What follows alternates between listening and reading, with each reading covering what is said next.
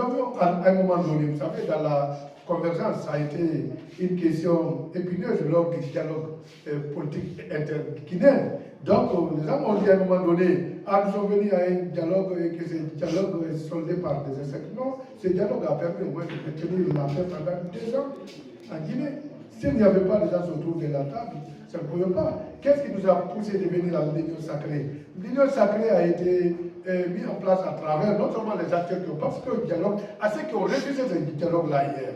Donc on s'est retrouvé, nous avons dit quoi? Nous avons dit qu'il faut se donner la main pour chercher à faire plier les CNRD, à faire le retour à l'ordre conformément au délai indiqué. Nous sommes restés dans l'optique.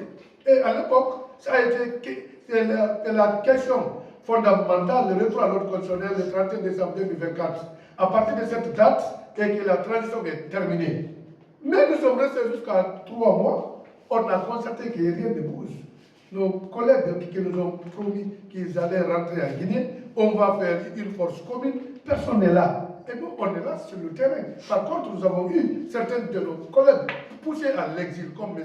Bayo de la Mao. Il a perdu non seulement son poste, et il a été poussé à l'exil. Nous avons vu un autre ami dont son parti a décidé, d'une part, de façon illégale, de lui sanctionner. C'est le PDGRDA. Tout ça, nous avons suivi cela. Par contre, nous sommes venus écouter, c'était la plateforme de l'Union sacrée, qu'est-ce qu'on fait?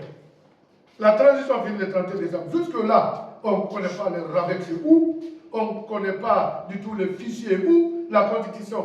Il faut qu'on essaie de réfléchir. C'est à ce moment que, vous écoutez, essayons maintenant de demander l'ouverture d'une concertation nationale pour rediscuter le contenu de la transition. Pourquoi? Parce que c'est simple. Rediscuter parce que la CEDEAO, qui était garant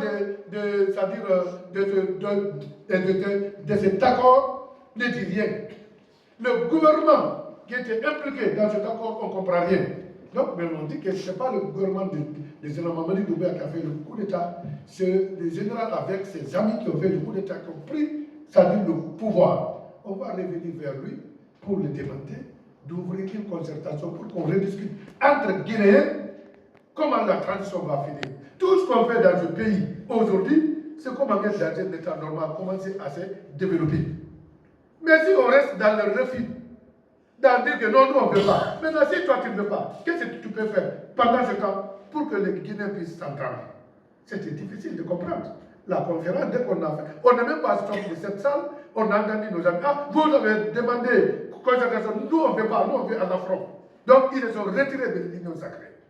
Vous voyez? Donc, quant à nos jeunes politiques, nous avons jugé nécessaire de chercher nos frères militaires au pouvoir, de chercher à s'entendre avec eux pour qu'on rentre dans un état normal. Dans un état normal, c'est quoi? C'est d'accepter d'aller vers